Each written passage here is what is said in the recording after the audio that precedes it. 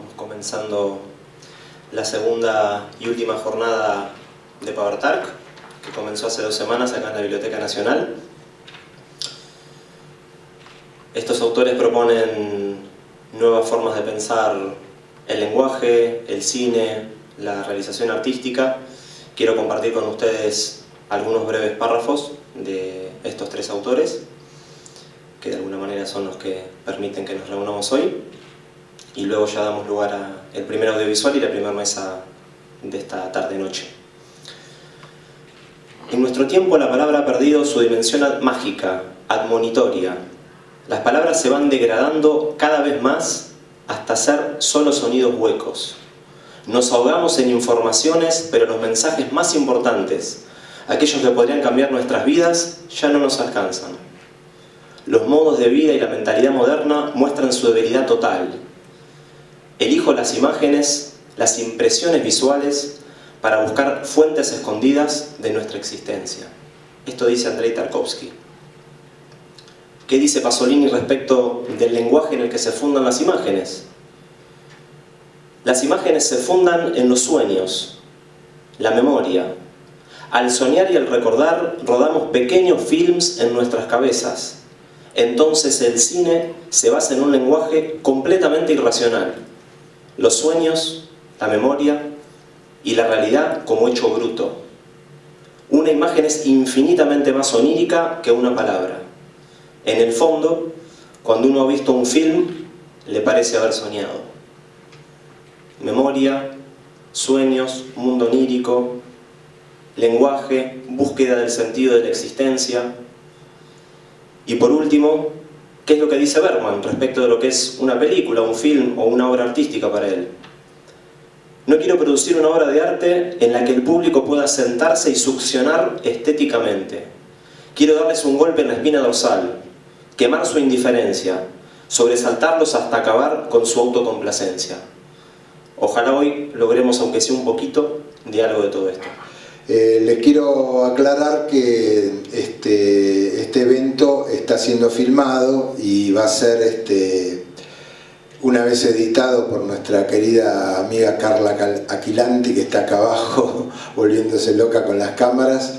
Va a estar a disposición del que lo quiera en el canal de La Docta Ignorancia, en un canal de Facebook, de YouTube, que tienen acceso con acceso libre y gratuito, como son todas nuestras jornadas. Bueno, en la primera mesa los invito a Jorge Balmaceda de Diego Serva a pasar al escenario. Los presento por orden alfabético. Serva siempre pierde ahí, pero bueno.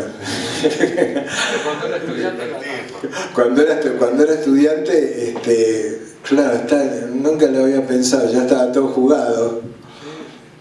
Jorge Balmaceda, psicoanalista, docente de la Universidad de Buenos Aires y del posgrado del Centro de Salud Mental número 3 Arturo Ameguino, pónganse de pie, supervisor del equipo de adultos del Hospital Durán. Va a hablar sobre Bergman desde la oscuridad. Y Diego Serva, psicoanalista, autor de los libros La estructuración subjetiva, Pensar las psicosis infantiles y Aldea Panóptica, Ideas, Situaciones Prácticas, y compilador junto a María Massa de los libros El mal estar en el sistema carcelario y Síntomas carcelarios, el Estado contraataca. El título de su ponencia es El arte y la subjetividad de la época. Bueno, empieza Jorge Balmaceda. Bueno, ¿qué tal? Buenas tardes. Se escucha así. A ver, gracias por esta invitación. Cuando me la propusieron me dieron la opción de elegir hablar de Pasolini, Tarkovsky o Bergman. Yo elegí Bergman y cuento por qué elegí Bergman. En realidad esto es una cuestión bastante personal en alguna medida y tiene inicio hace muchos años. Yo recién entraba a la carrera de psicología y había eso que se llamaba cine debate. Estaban dando gritos y susurros y había un panel, una mesa compuesta por un par de psicoanalistas y alguien del cine. Podría decir que mi interés tiene que ver con Bergman y con el tema del psicoanálisis. Bueno, el primer expositor habló mucho, habló un montón, habló no sé cuánto tiempo, digo, era bastante notorio porque además el coordinador de la mesa estaba bien preocupado porque no lograba interrumpirlo. Cada escena de la película, cada gesto, cada mirada, los relojes, recuerdan en gritos y susurros, en fin, todo era pasible de ser interpretado desde la teoría de Lacan. Pasaron por allí la función paterna, el falo, el estadio del espejo, en fin, lo que se les ocurra, como si un mundo simbólico se ofrecía la posibilidad de una lectura que hacía signo en todos los conceptos de la teoría. El segundo expositor, también psicoanalista, planteó que no le era posible decir nada sobre la película, que solo podía hablar de ella el director, quien era el único capaz de dar cuenta absolutamente del simbolismo que introducía en su obra. Bergman le habría respondido que él gastaba una energía enorme en la orquestación del film, por lo que la comunicación debía quedar en manos de dicha orquestación, lo que lo llevó a Bergman sistemáticamente a negarse a interpretar sus films. Esto lo cuenta Arthur Gibson en El silencio de Dios. Bueno, dicho esto por parte de ese segundo expositor, el coordinador, renovadamente nervioso, ahora intentaba lo contrario, es decir, intentaba que esta persona dijera algo más, pero más allá de las preguntas o sugerencias que hizo, este señor se mantuvo mudo. Yo sospecho que en realidad lo que hizo fue responder a al primer disertante, digamos, ¿no? Y ese exceso de ese primer disertante. Pero bueno, lo cierto es que si uno resumiera lo que se podía sacar en limpio de allí, por un lado era, digamos, Lacan llevado a interpretar íntegramente lo que quiso decir Bergman. Y por otro lado, Bergman, el único capaz de interpretar todo lo que él mismo quiso decir. En ambos casos pongo el acento en el todo. Yo creo que hoy esto no se plantearía, si quiero decir, yo creo que estos mismos analistas hoy de ningún modo plantearían algo similar, porque creo que en alguna medida algo de esa fascinación que incluso en la época ocupaba a ciertos discursos, hoy ha dado varias vueltas, y creo que por otra parte la teoría misma claramente hace del todo posible un imposible. Les estoy hablando de los años 70 y pico. Verán que me impactó bastante, digamos, para recordar algo de esto, por supuesto, releído, ¿no? Pero me pasó algo así como que salí desconcertado, se redoblaba esta idea de que Bergman era una suerte de ícono de la intelectualidad, o de cierta intelectualidad que me parecía demasiado alejado de mi realidad y de mi entendimiento. Y es así como me alejé muchos años de lo que Bergman hacía y lo que representaba para varios, ¿no? Comentándole hace poco a alguien a raíz de esta invitación un poco esta historia, este episodio, me dijo, bueno, me parece que te alejaste de Bergman para no salir corriendo del psicoanálisis, y realmente creo que acertó lo que me dijo. Ahora bien, hablar hoy de Bergman, referirme a Bergman, es una suerte de reconciliación, diría, pero que está mediada por un libro que él escribió, el cual llamó Memorias y cuyo título es Linterna Mágica. En tanto Memorias hay ahí un tinte biográfico, digamos así, si se puede plantear de esta manera. Y a mi modo de ver, cualquier cosa que tenga ese tinte, un tinte biográfico, o pone el acento en la crónica o pone un acento en la ficcionalización. No digo que no se entrecrucen, simplemente hablo de lo que se acentúa. También tengo la impresión que alguien con capacidad creativa, o sea, casi todo el mundo, con distintos niveles por supuesto, no puede dejar de lado cierta ficcionalización ni siquiera en el relato de sus vivencias, o particularmente en el relato de sus vivencias, menos aún cuando pretende decir algo sobre ciertos orígenes. Valga hasta acá la entrada García Márquez, como ejemplo, cuando nos cuenta una nueva historia al decir que las historias que él escribe son la pura repetición de los relatos, de los cuentos de su abuela. Tomo la ficcionalización en el sentido de Bentham cuando habla de no una mentira, sino como algo trabajado y forjado.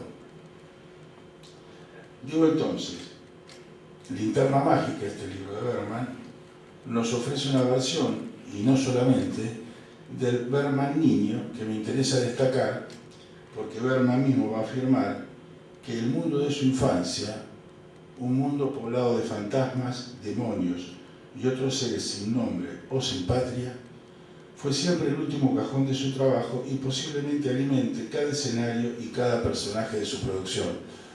Posiblemente Fanny Alexander no sea más que, con toda la elaboración que haya habido en el camino, no sea más que las navidades en casa de la tía rica, de aquella tía rica, o seguramente encontramos algún escenario reproducido en alguna de sus películas, tal cual la casa de la abuela, así como él solía describirlo. Pero vamos al punto, a lo que me interesaba más que nada destacar.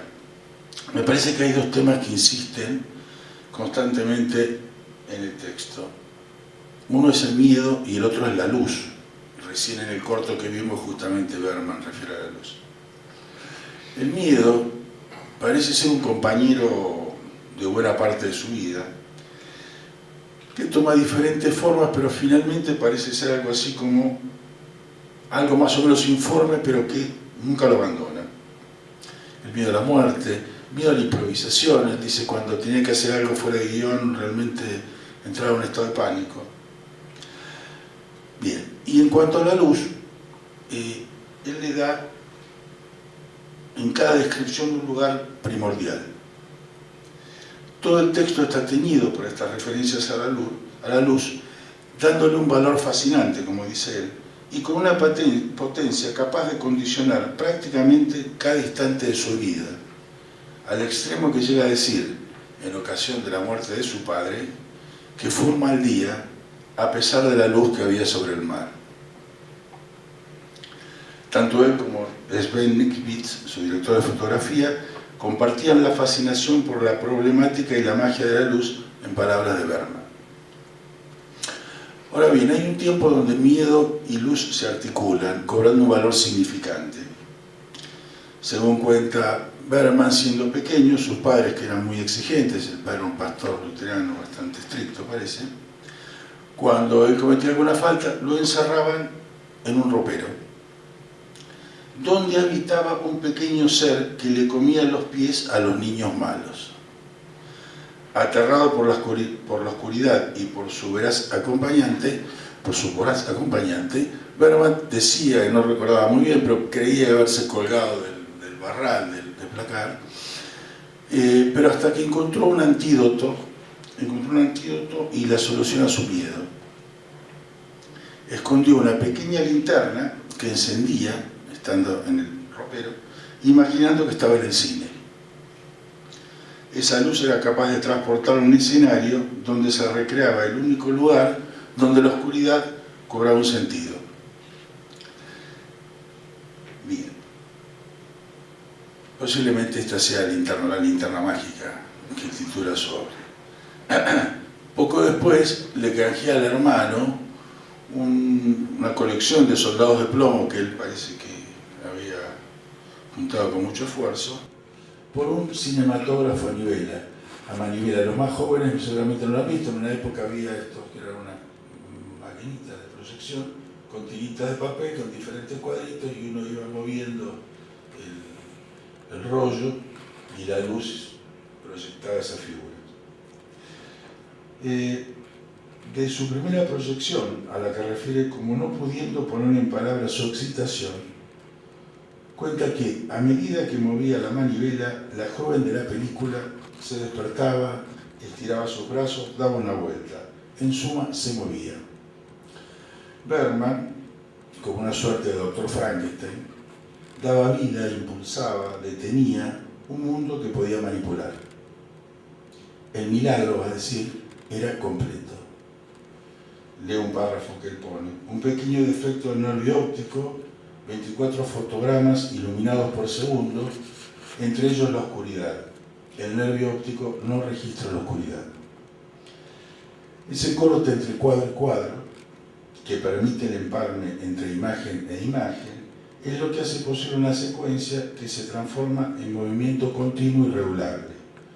Solo porque algo escapa a la visión, la luz se conjuga con el movimiento y lo hace visible.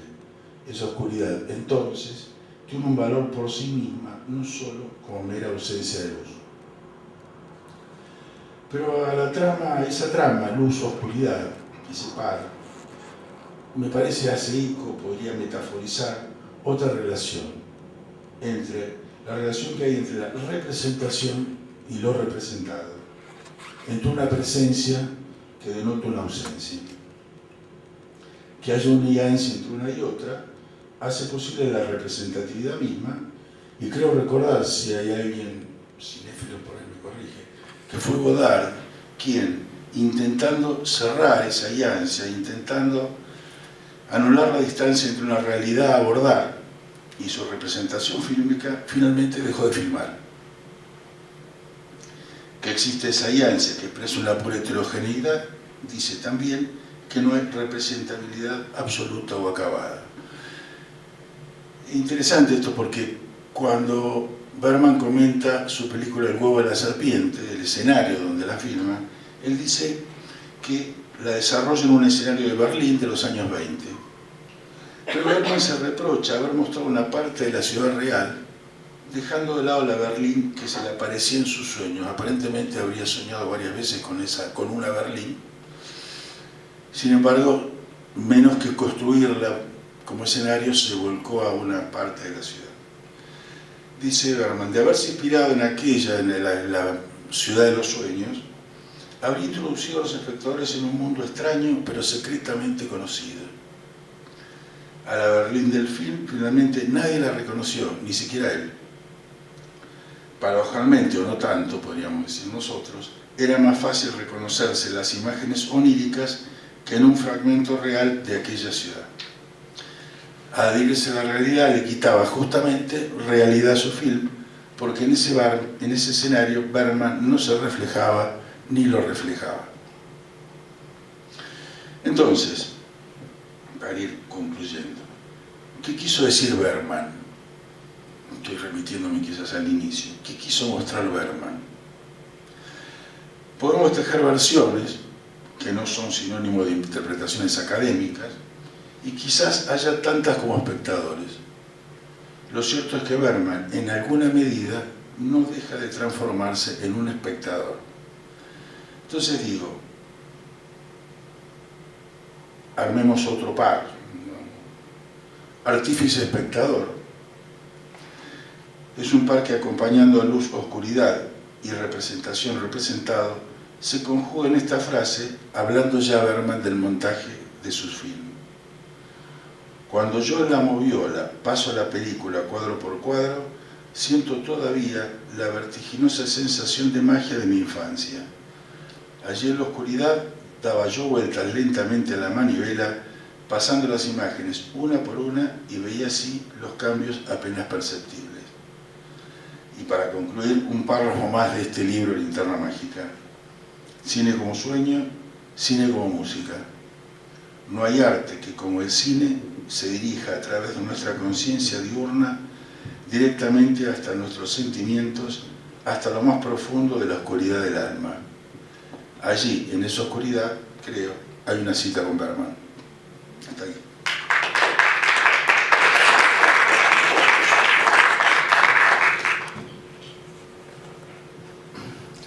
Bien, buenas tardes. Agradezco a los amigos de la Docta Ignorancia, en especial a Violain, que me invitó a este encuentro con ustedes, y por supuesto a los presentes que me acompañaran en estas reflexiones que elaboré para la oportunidad.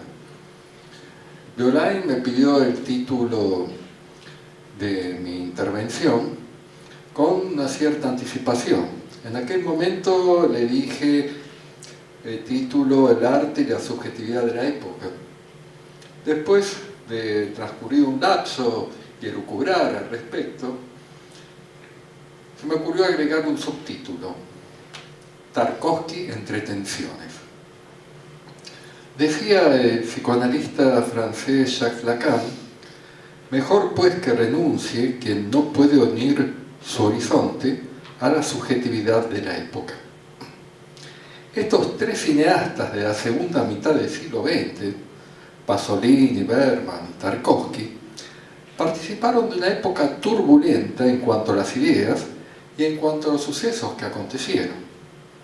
En cuanto a la subjetividad de la época, entendida como subjetividad política, se produjo el cierre adelantado de un siglo con la caída del muro de Berlín y la disolución de la Unión Soviética, que se había iniciado tardíamente con la Primera Guerra Mundial y la Revolución Rusa.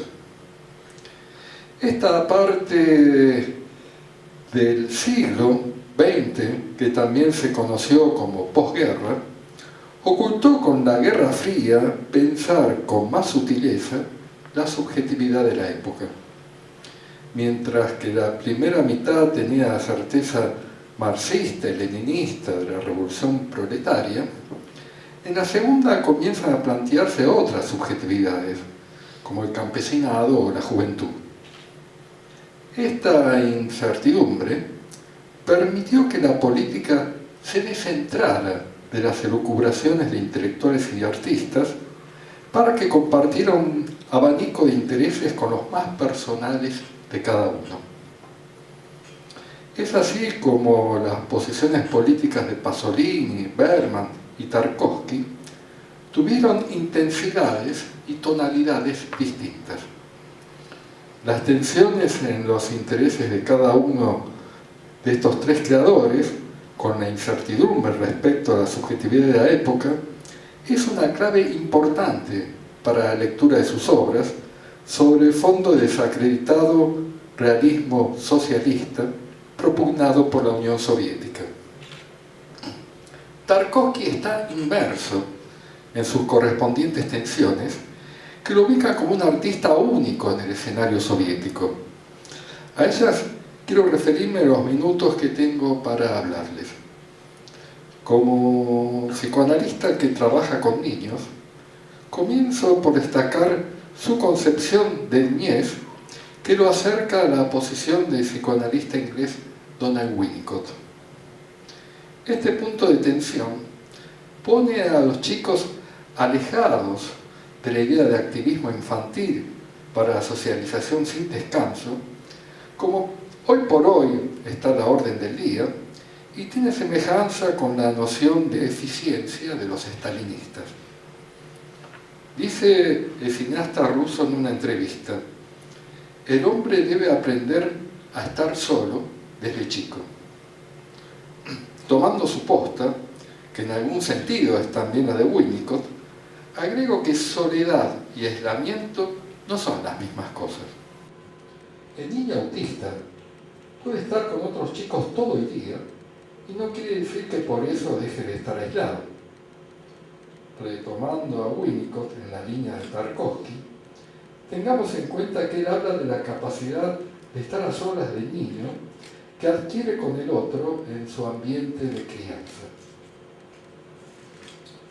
Por esta senda, Tarkovsky realizó su primer film en 1962 y lo llamó La infancia de Iván.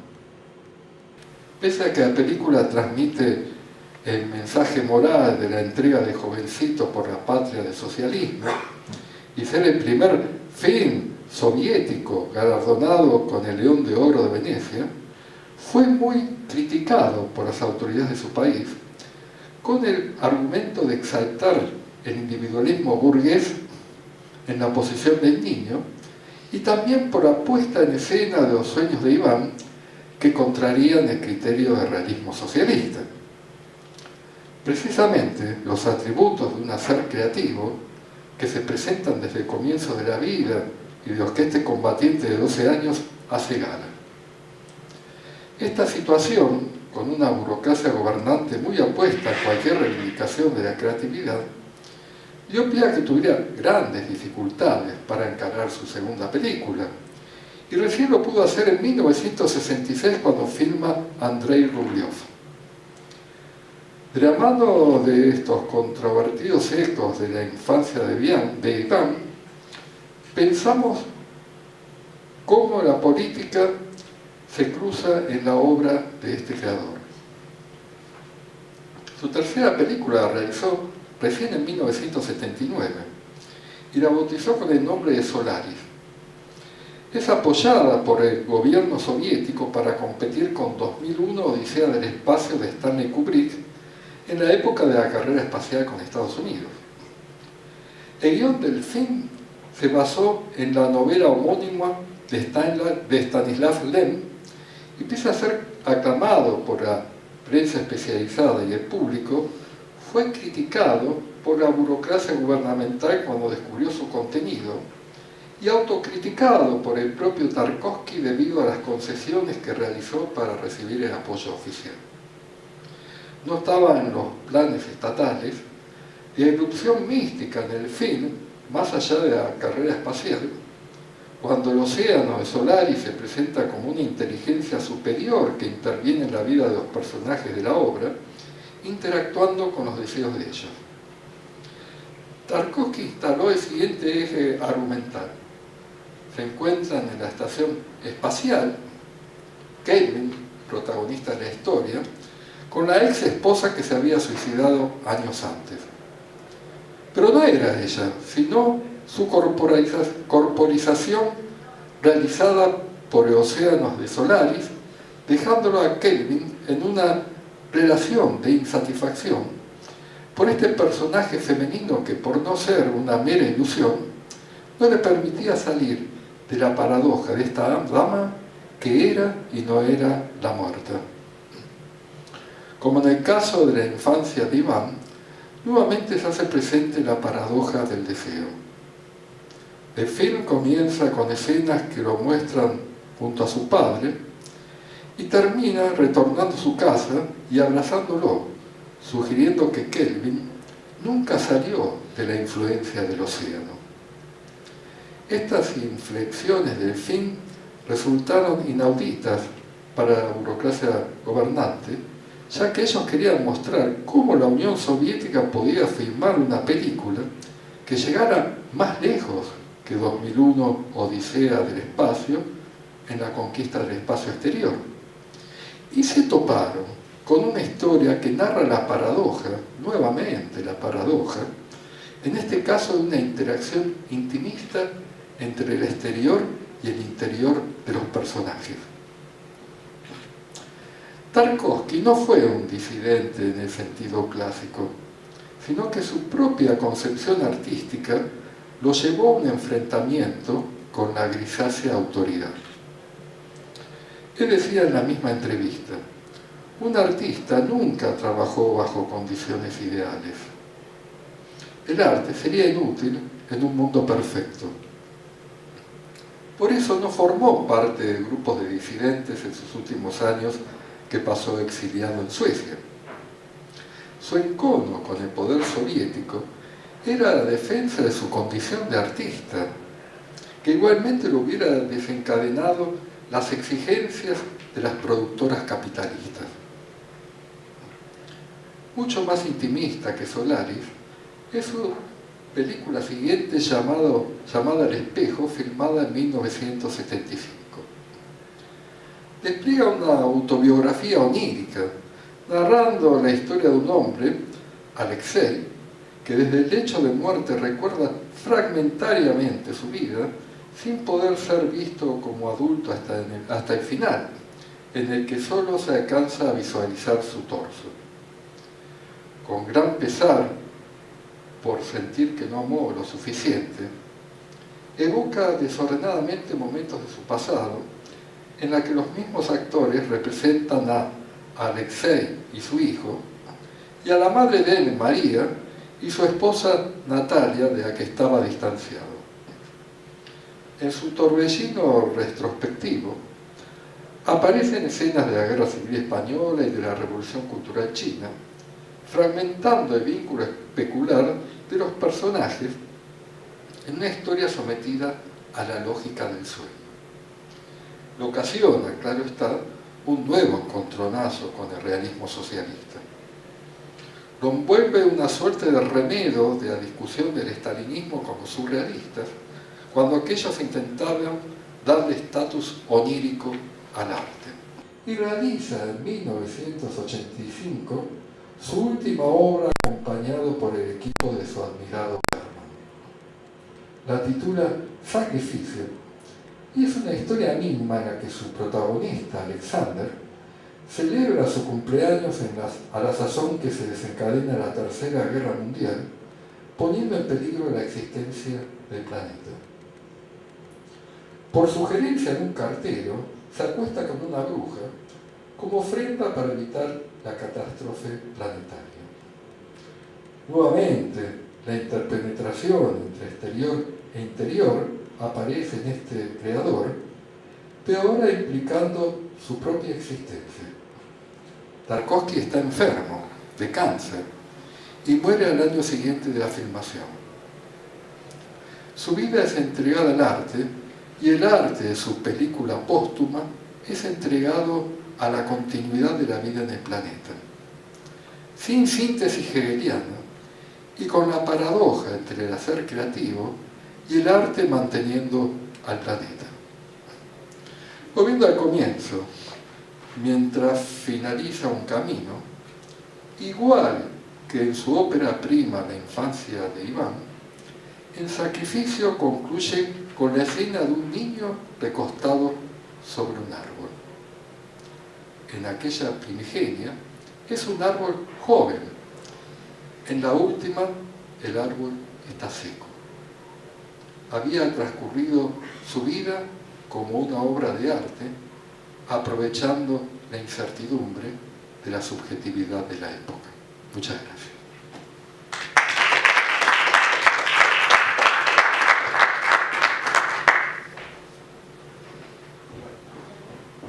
Yo estoy llegando tarde.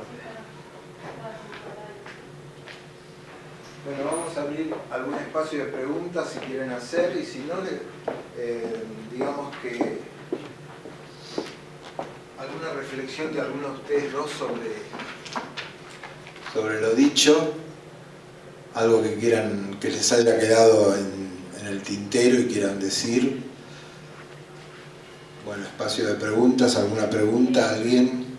A mí solamente un comentario, agradecerles a ambos la profundidad del trabajo y el encuentro de la ensoñación en Tarkovsky y el realismo crudo en Bergman, como lo que es el cine, ¿no? Y como de eventos, especialmente Jorge, cuando contabas la historia infantil de Bergman en ese ropero, escena aterradora por demás, ¿no?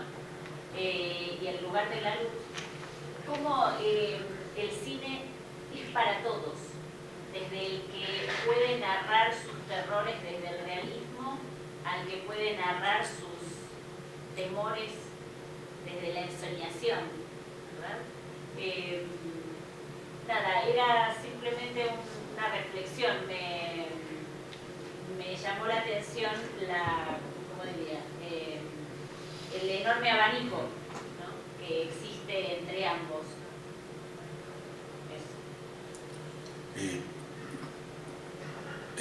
Pensaba, es cierto que hay un abanico, pero que como todo abanico en algún momento se pliega, ¿no? Pensaba como que Bergman habla de los sueños, le da un lugar, por momentos parece envidiar a Tarkovsky, la capacidad de Tarkovsky, ¿no? Por algo estaban los dos. Tarkovsky era un seguidor de Bergman y por eso también ellos tres juntos, ¿no? Hoy, esta noche aquí. Sí. Digo, donde en todo caso la realidad del sueño, vuelvo un poco a esto de la película que filma en Berlín. Digo, la realidad del sueño es una realidad que incluso es interesante como él lo dice. Releo el párrafo. Él dice en un momento dado que de haberse inspirado en el sueño, habría introducido a los espectadores en un mundo extraño pero secretamente conocido. Digo, la paradoja de que para él sería secretamente conocido porque lo soñó, pero como si en todo caso hubiera más realidad en un sueño compartido, la posibilidad de compartirlo, ¿no? Pensaba en ese sentido que el abanico también se pliega, digamos, ¿no? Sí. Sí.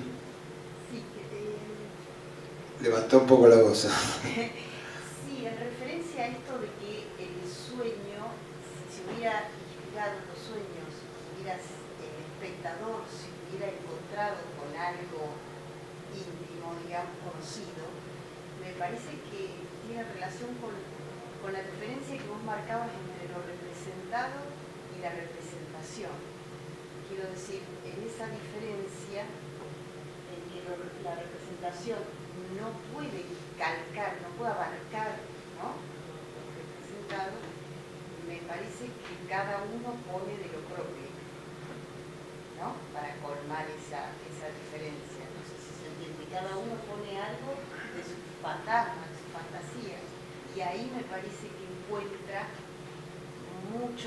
se encuentra con algo propio y conocido, aunque el sueño sea el otro, que es una cuestión real, realista, digamos, ¿no?, de Berlín, la Berlín conocida.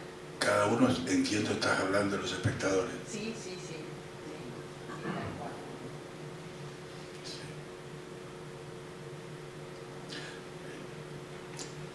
Bueno, una cuestión que yo quería agregar, que no sé, ¿hay alguien que quiera hacer una pregunta acá? No veo nada. Sí. Claro, yo solo decía en relación a lo crudo en Bergman, lo que es, por ejemplo, las narraciones de las relaciones de pareja, de una crudeza, Sí. ¿no? Por eso digo, el abanico es impresionante, desde lo profundamente crudo de esas escenas y otros momentos, como decís, donde Berlín no era exactamente la de sus sueños. Yo pensaba, en relación a esto que vos decís de lo crudo, que si uno tuviera que hablar de la división subjetiva, en Bergman es el desgarro subjetivo. Esta es la impresión que me queda, digamos, no más que una barra, eso es algo de otro orden. Ahora yo quería hacerte un comentario, una pregunta, porque me llamó la atención, me causó gracia incluso cuando la Unión Soviética pretende competir, o no sé cómo, con 2001 Odisea del Espacio. ¿Cómo, Paco, cómo lo pensás, cómo lo investigaste, digamos? ¿Qué era eso? Era la Guerra Fría. Sí. Era la carrera espacial. Ahora lo interesante es cómo se posiciona Tarkovsky. Claro. Porque Tarkovsky tenía que mostrar cohetes más largos que los de Estados Unidos. Claro. Y hace algo totalmente diferente. Muestra esta situación que también tiene un sesgo onírico, en la que este hombre que está en la nave espacial, en la estación Solaris, encuentra a su ex esposa muerta, y todo lo que se elabora como un duelo que continuaba, y que bajo el influjo de esa inteligencia superior, él es interpelado, ¿no?, por esa inteligencia superior, pero en un punto en donde no es común a todos, sino a esa singularidad que de repente vive esa experiencia tan extraña con un deseo suyo. Y bueno, de esa manera competía Tarkovsky con Kubrick. Era una competencia insólita porque estaban en posiciones muy distintas.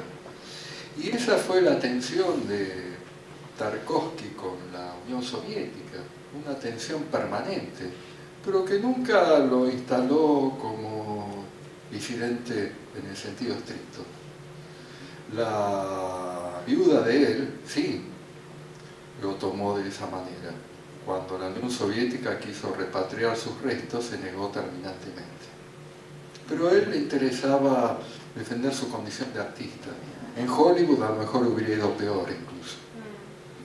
No, la pregunta iba por el lado de qué valor se le daba en la Unión Soviética al cine en esta competencia de, sí, claro, el cohete más largo, claramente, pero digo, ¿qué valor para que fuera necesaria una película que le matara el punto a la otra? Digamos? Claro. La concepción soviética era la de intervenir en el arte, no solo propiciar películas que favorezcan su posición en el mundo, sino intervenir en la estofa misma del arte, con criterios estéticos. El realismo socialista suponía de que el arte tenía que reflejar la realidad de manera objetiva, ¿no? Entonces, bueno, proponer a Tarkovsky una película sobre la carrera espacial era la posibilidad de mostrar el potencial de la Unión Soviética, que durante mucho tiempo fue más fuerte que los Estados Unidos en materia espacial. Ahora bien, no es lo que sucedió. Eso es lo importante, porque el capitalismo tiene su posición respecto a la estética, que no es la del realismo soviético, pero que tampoco hubiera sido fácil para Tarkovsky poder trabajar en Hollywood, para poner un ejemplo. Sus películas eran muy lentas. Yo cuando las estaba reviendo para esta exposición, en algún momento pensaba que se me había quedado tildada la computadora. Entonces empezaba con el mouse. Y no, era la película. Bueno, uno está muy trabajado por el cine americano, hay que confesarlo, ¿no? Y Tarkovsky no estaba trabajado más que por su elucubre sobre la estética. Y a él no le interesaba el público, no le interesaba la Unión Soviética, no le interesaba Estados Unidos, le interesaba desarrollar lo que su hacer creativo lo tenía en vilo y avanzaba contra viento y marea. Bueno, una última reflexión que a mí me queda con Bergman es que desde el principio, si uno mira sus primeras películas, las que accedieron al gran público, ¿no? Hay 7 películas. Vos nombrabas, Jorge, un libro de Arthur Gibson, El silencio de Dios. El silencio de Dios es una interpretación teológica, ¿no? de 7 películas de Bergman que arrancan en el 7º sello y terminan en Persona. Dios que no habla, Dios que no está y Dios que ni siquiera no hay manera de comunicarse, ni que Dios se comunique con uno. Yo creo que esa idea la continúa Bergman, ¿no? Pero la hace más amable. En El huevo de la serpiente hay un diálogo, no sé con quién dialoga, y hablan algo de Dios se fue hace mucho y se olvidó, ¿no? Como que se olvidó de nosotros, ¿no? Y en un momento dado el héroe de la película o el antihéroe está por las calles de supuestamente Berlín, entonces se acerca una prostituta y le ofrece sus servicios y le dice que no, que se vaya al infierno, y la prostituta le contesta: ¿y dónde te crees que estás? Y en Cara a Cara también se ve toda esta cuestión de la madre, ¿no? de la madre terrible que ignora, del padre. Yo creo que Bergman con el tiempo se fue abriendo su mensaje, ¿no? No sé si piensan lo mismo, o simplemente consiguió un público, ¿no? Esto es lo que me queda a mí como... Las últimas películas pueden ser vistas por la gente, ¿no? por el gran público, ¿no? Las primeras eran como muy... sonaban con mucha dificultad, ¿no? para la gente, ¿no? Yo en eso es lo que vi en Bergman durante una trayectoria de una cantidad de películas enormes, ¿no? Más allá de sacarse el gusto de hacer la última película, Sarabán, que es la segunda parte de Escenas, ¿no? En donde creo que se dio el gusto de cerrar sus personajes, ¿no? No sé en el caso de Tarkovsky, yo no soy especialista, pero sí en el caso de Bergman, creo que de los tres fue el que, digamos, pudo concluir una carrera cinematográfica, ¿no? Dijo sí, terminé. No sé si opinan lo mismo o si les tienen alguna opinión sobre esto. Yo creo que si Bergman te escuchara que lo último que filmó fue para el gran público, estaría enojadísimo. Seguro. Particularmente se enoja en algún momento cuando le dicen que hizo la película típica de Bergman. Sí, él dijo, el día que haga películas de Bergman voy a dejar de hacer películas. No, yo me refería que al mensaje, digamos, era más fácil de decodificar, ¿no? En cara a cara uno se puede poner desde otro lugar. Si uno la compara, está mal dicha la palabra, pero si uno se pone a pensar en películas como El Silencio, ¿no? Ahí hay que atravesar una película como El Silencio, ¿no? En vez cara a cara, los personajes juegan desde otro lugar, ¿no? A eso me refería, ¿no? Sí, probablemente se hubiese enojado mucho, ¿no? Porque filmaba lo que quería. Sí. Pero bueno, sí, es una buena pregunta esta, que yo no sé si... Sí, no sé, a mí siempre, es más que una pregunta, ha sido siempre aprovecho la ocasión para decirlo, ¿no? Pero siempre ha sido una idea que he tenido, ¿no? Aconsejo igual una película que se llama Liv y Ingmar, que cada 2x3 la pasan en Europa, que es Liv Ullmann hablando de Bergman, ¿no? De algunas escenas, es una delicia la película. Respecto a lo que decías de la conclusión de una obra, creo que en Tarkovsky está.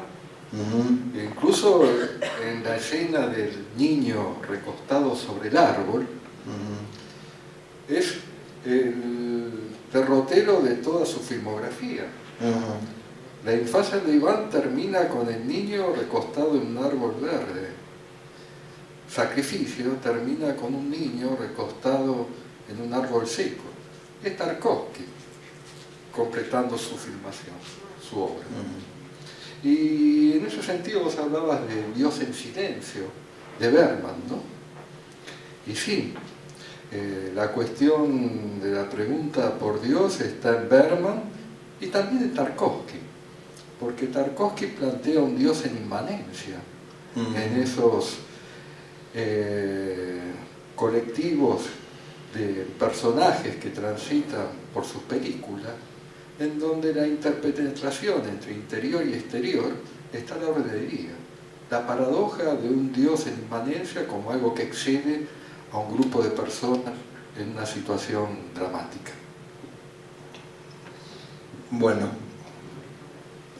Bueno, liberamos a los panelistas, les agradecemos. Bueno, a continuación un video de Axel Alan.